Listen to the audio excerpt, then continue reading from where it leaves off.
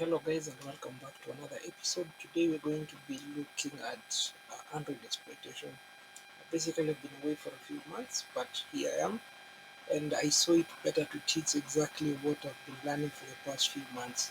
So I've actually been looking at how exactly you can be able to exploit Android because it has started becoming one of the basic tasks that I'm actually doing at my current workplace, and it really seems fun. So the objective for today is we're going to start by understanding, what kind of tools you need to perform any sort of exploitation. Then we're going to be looking at one of the binaries from one of the challenges, a CTF challenge probably in 2015. I just found it online. Then I just post a link to the Android APK file so that if you want to, do exactly what I'm doing, you can actually follow by. So we're going to be creating a custom Frida script. We're going to be doing a bit of static analysis. This is whereby we decompile the APK itself. Then from there, what we do is just see exactly what is happening with the code. I'm going to teach you how exactly you can retrieve package names, just the basic stuff. Then from there, it's going to be a series whereby I'm going to be posting close to 10 videos, just purely concerning, Android exploitation and, Frida script development. So I'm sure you're actually going to love it, and without much say, let's jump in. So for my specific case, I have this specific APK. It's called RPS. .apk. I also have a Genymotion device that is running. So basically, instead of installing Android Studio, what I just decided to do was to install Genymotion. Then from there, set up an Android virtual environment that I can actually use to pen test. The best thing about using a virtual environment is that if I've installed a malware for some specific reason, I can just reset the entire VM, then have everything running as the way it was running before.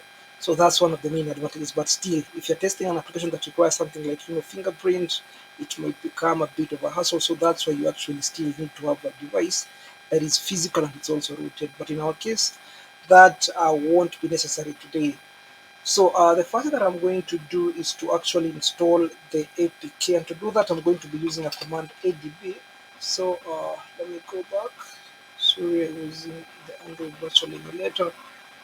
So I'm going to be using adb, install, then specify the APK file, and it gave me a success message, meaning that the APK was installed successfully. So as you can see here, we have the APK installed. So clicking on it, it seems to be a game of rock, paper, and scissors. So basically, it just says, you know, based on my input and whatever input the machine decides, it can either say I won or lose, but I'm not actually able to get the flag. So the next thing that we can actually try to do is to download, to have the APK, then load it in some sort of a decompiler. In my case, I'm going to be using Jadx-Gui to see how the source code exactly looks like. So what I'm going to do is to just start up Jadx. So it's in desktop boxes, Android.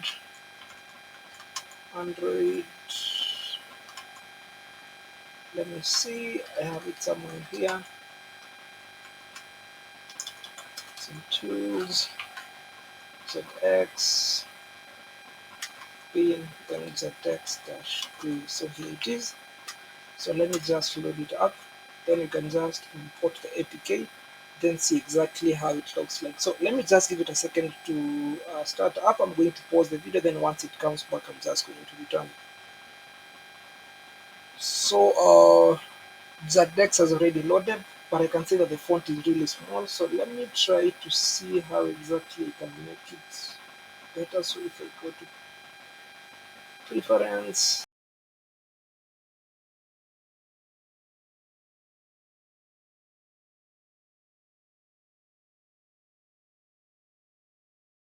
to increase the font size. So I've managed to increase the font size. So let's just load the APK. So it's in this folder. Then let's look at it. So let's just give it a second for it to be able to decompile. Then I'll look at the functions that the APK has. So in our case, we only have probably one class file, and here it is. So basically, this is the source code for this specific program that we actually running. So if you look at it, you'll notice that you pick an input, then the program picks an input. Then from there, if you win or lose, you'll notice that if you do the source code, it adds to the counter. So basically, if the counter reaches 1,000, it will actually mean that you've won the game. Then it will actually give you the flag. So here it is. So in our case, what we want to do is, to see if there's actually a way that we can win this specific game without necessarily having to have 100 wins. Because, if I get one win, it actually adds it to the game. So to do this, we can actually do it in two possible ways. One of them is, decompiling the application using the PK tool.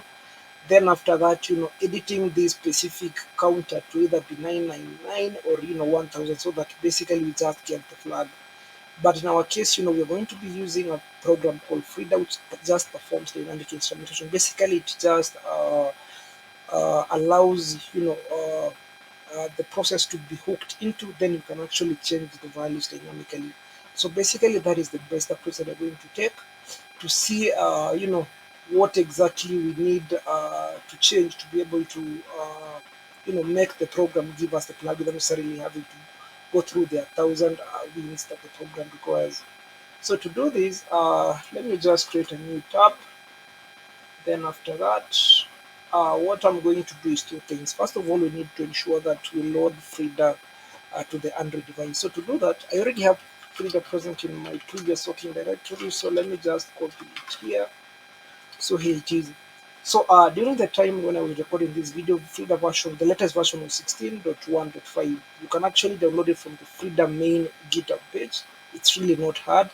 Then after that, the next thing that you need to do is to ensure that you install two things.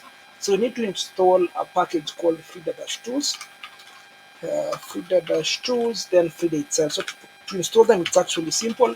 In my case, I have already installed them. So let me see.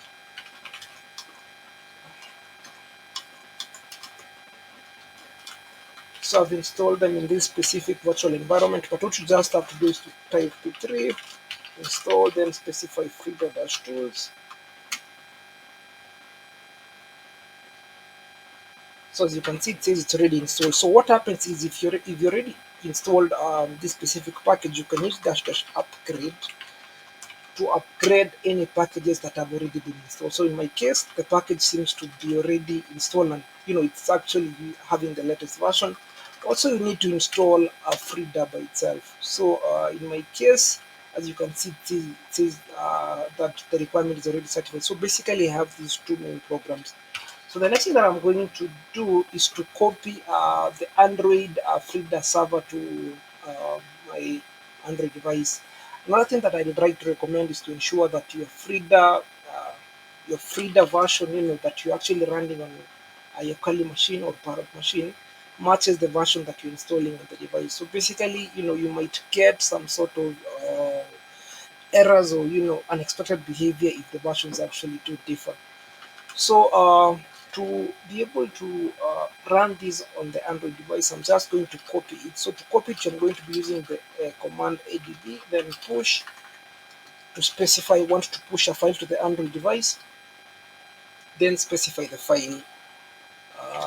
So here it is. Then where exactly I want to push the file. So it's going to be in data, then local, then temp, then specify frida-server.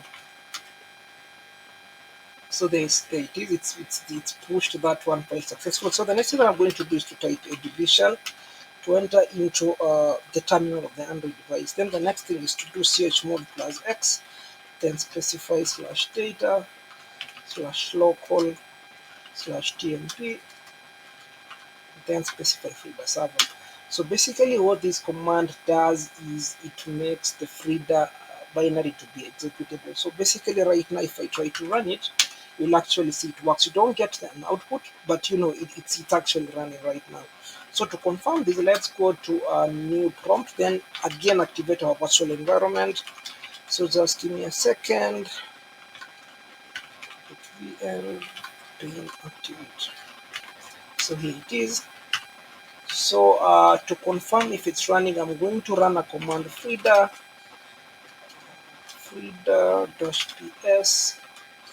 dash capital UIA. So this is just going to retrieve the packages that are actually installed on the box, and in our case, as you can see, this is the binary that we actually want to exploit. So the next thing we want to do is actually create that specific custom Frida script that is going to hook into this specific application. So to do that, we're going to be writing a bit of Java. It's actually really not hard. And if you learn how to create one script, it's actually easier because you're going to repeat most of the functions that you're going to use to exploit and other Android binaries. So to do this, I'm going to type vim because I'm actually going to create the exploit using vim, then specify a script like exploit.js. So here it is. So exploit.js. So this is where we're actually going to be running our Frida script.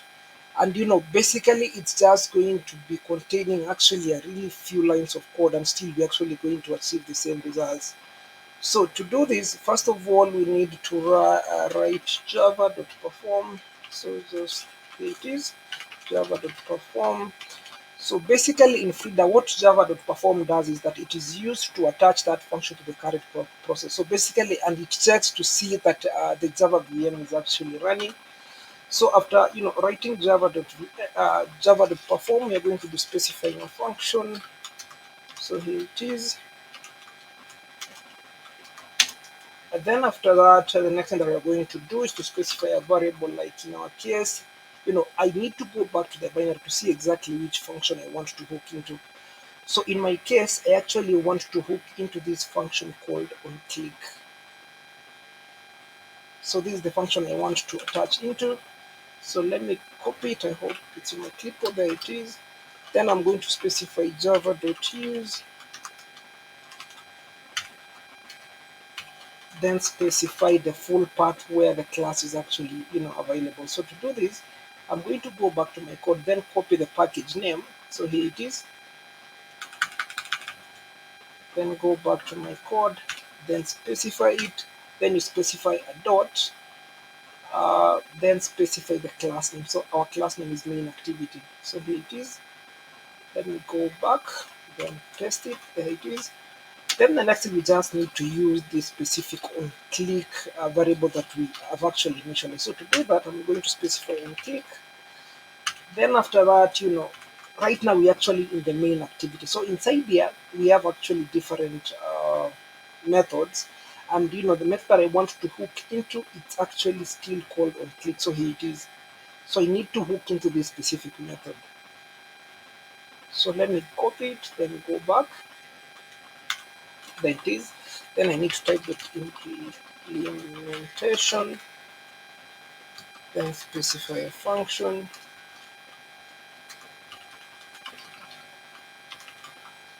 Then after that, we are going to again type something. So console.log, it's just printing log to std out. Then what we are going to say is something like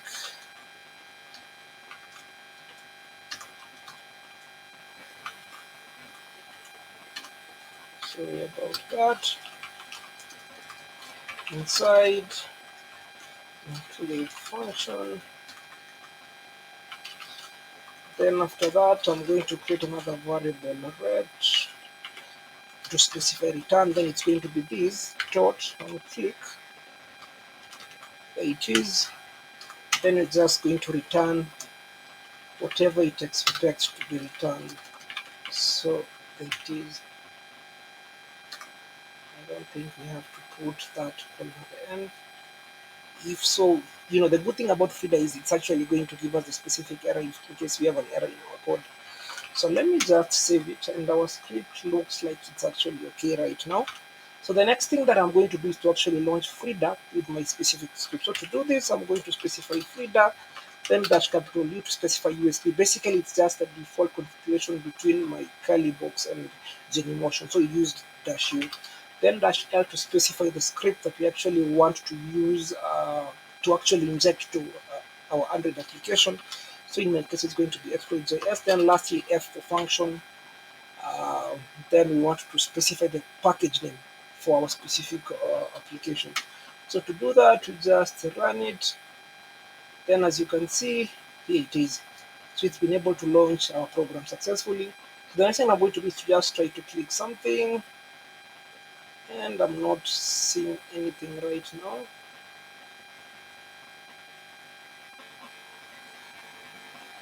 Okay, I was expecting to actually see something. I don't know why I'm not seeing anything. Let me just try to run the entire thing again. Sometimes this happens.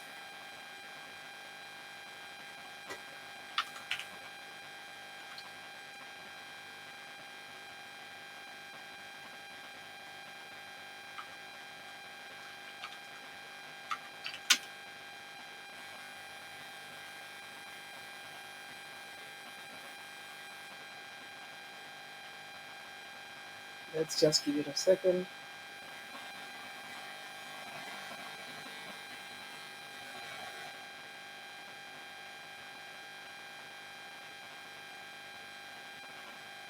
Okay, it didn't work. I don't know why. Let me just close it again, then launch it and see if it's going to work. Okay, let's do it again.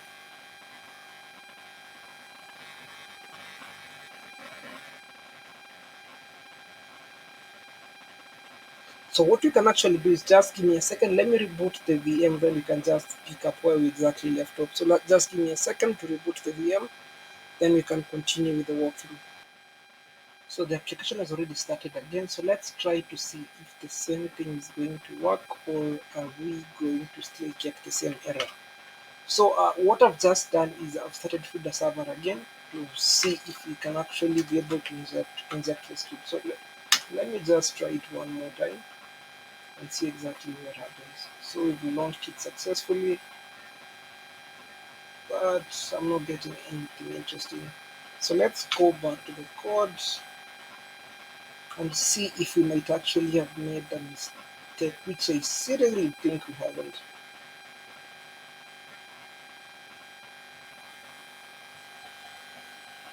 So here it is. So let me just copy it one more time.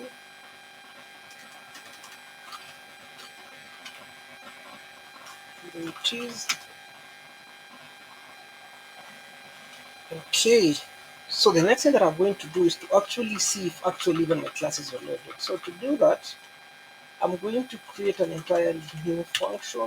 So here it is. It's going to be called callbacks. Callbacks is equals to this. Then it's going to be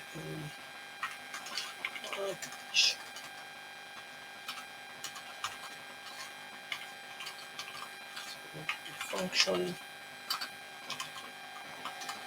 and specify what happens if.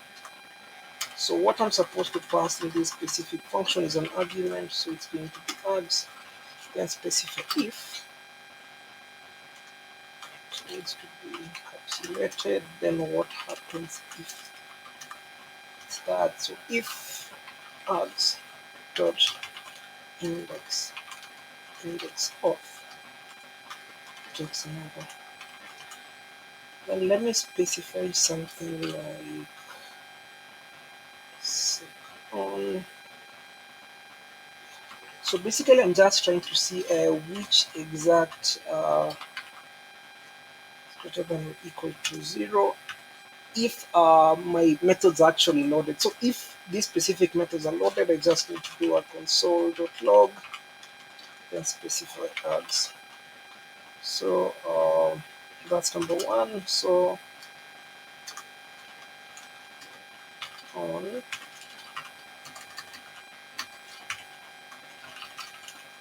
complete, then I need to specify a function.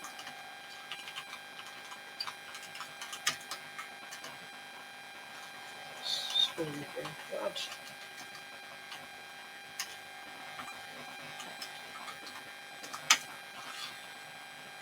Then we need to do a console.log, then specify function tab,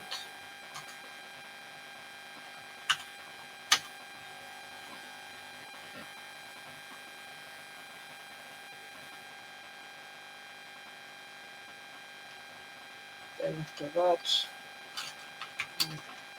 error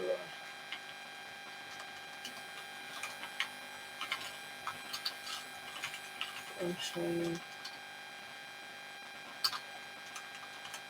At least this is how you remember writing it before. It's going to be console.log and specify function errored out.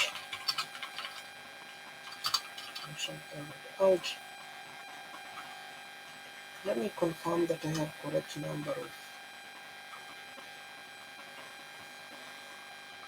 quotes. I think I have one extra one that doesn't need to be there.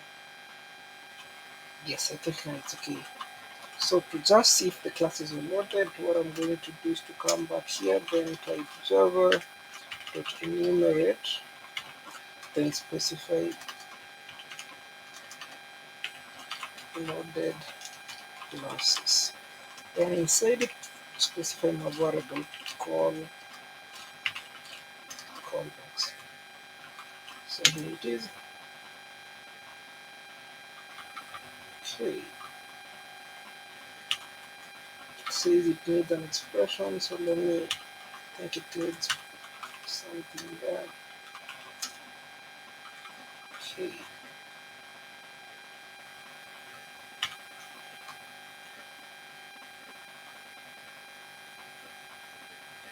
So I'm having an error.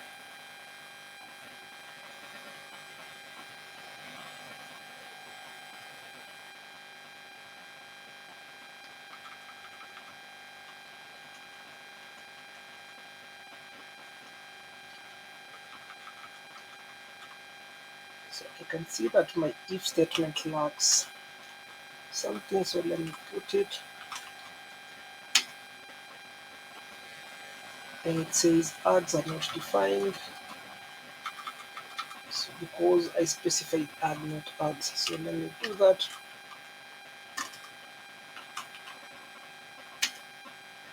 Okay, it seems like it's actually okay right now, given the fact that it's actually not erroring out.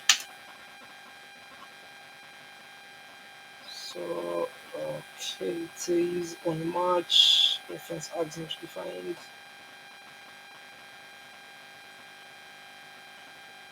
Okay, so let me just close it again, start it up, then see exactly what happens.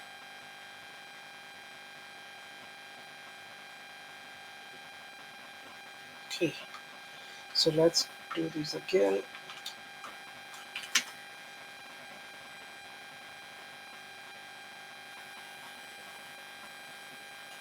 So I've seen another mistake that I have made. So if you look at index of, you notice that I'm using args instead of args. So let me just fix that. Yes, now it works. So as you can see, it says that we've actually loaded two classes, so that works. Yeah, it is. But the thing is, I'm still not able to get this specific function to work.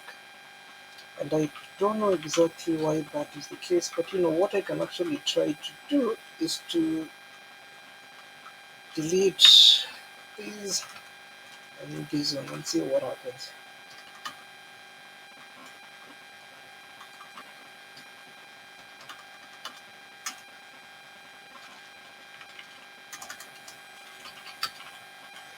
So there it is. Okay, let's try to do it again. Still working. So one thing that I need you to remember is in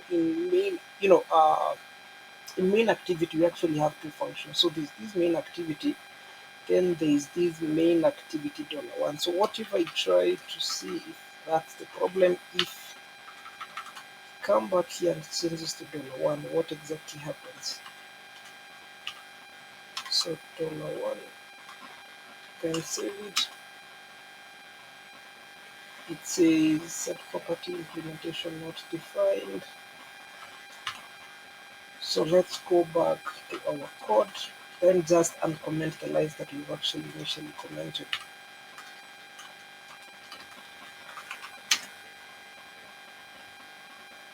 Okay, we're still getting the same error. So this probably means that, whatever we are trying to call is actually not in $1 but dollar. So let me just save it. Okay,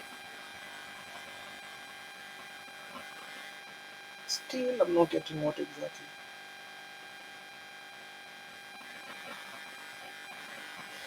Okay, it's because I type with I type with these words. So it's supposed to be implementation. Okay, so I need to be having a T there. So let me save it again and see what happens. So there it is. So on click.implementation. So there it is.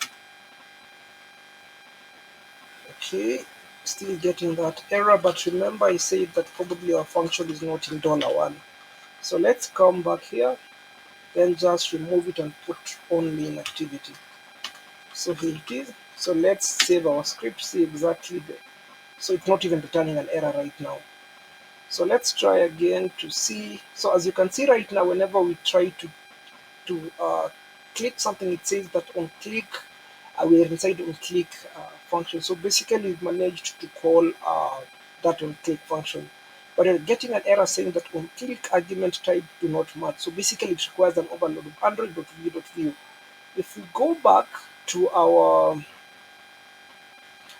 code, you'll see that it actually requires this video. So it's something that we actually need to provide. So to do that, it's really easy. Let me just show you. And this is where actually Frida comes in really handy, because you don't have to remember all those types, because Frida actually does the job for you. So let's just copy it here, then go back, then just put that implementation.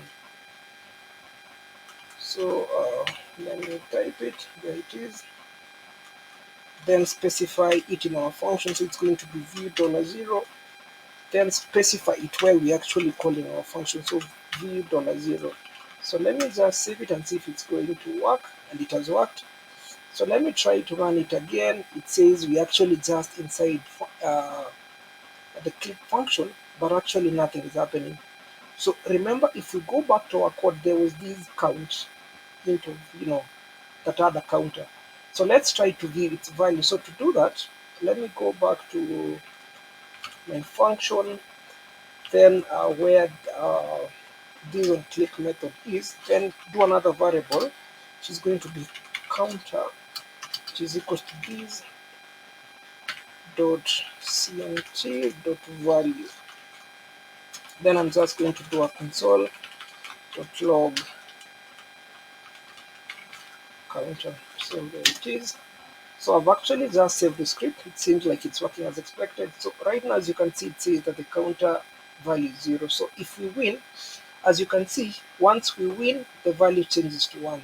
So we have to do this 1,000 times for us to be able to get. So right now it's 2 because the win is +3. So right now if I come here, it's going to reflect as 3. But what we want to do is to actually change the counter to be 999. So to do that, I'm just going to come back down here to my code, then say counter is equal to be 999. So there it is. So I'm just going to save it again, then try to run it again. So right now the counter is 999. We just need to have one win, probably, and after we have one win, we get the flag. So just give it a second and see if it's going to work.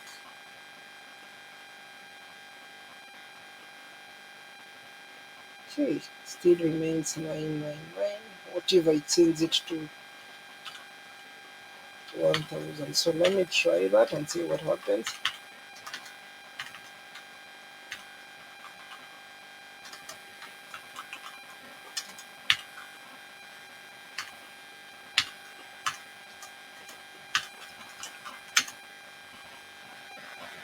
So right now it's 1000. So let's try it again.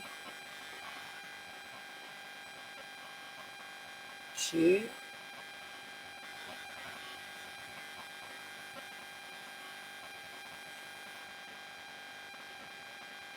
it's actually not working as expected. So let's go back to our code. Then what I'm actually going to do is to, instead of actually just printing the value to the screen, what I'm going to do is to delete this line,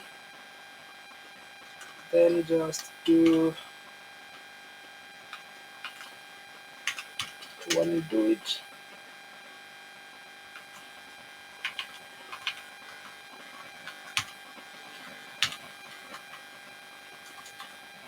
Then put our value here. So just give me a second. Let me put it like is equals to 999. Then I need to come back here and delete this line because right now as we speak, it doesn't have a counter. So there it is. Let's try it again and see if something happens.